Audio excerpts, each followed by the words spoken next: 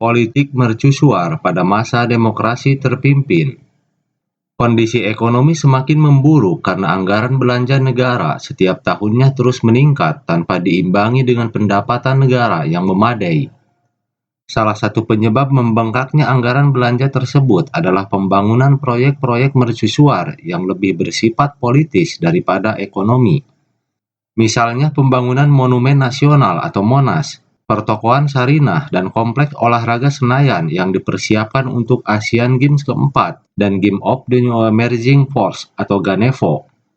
Kondisi perekonomian yang sangat merosot mendorong pemerintah berusaha mendapatkan devisa kredit atau kredit impor jangka panjang yang harus dibayar kembali setelah 1 atau 2 tahun.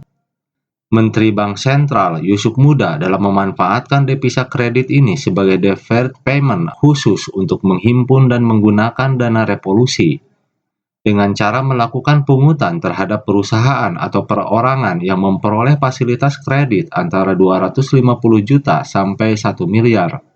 Perusahaan atau perseorangan itu harus membayar dengan valuta asing dalam jumlah yang sudah ditetapkan.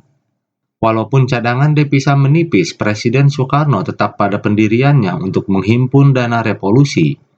Karena dana ini digunakan untuk membiayai proyek-proyek yang bersifat prestise politik atau mercusuar dengan mengorbankan ekonomi dalam negeri.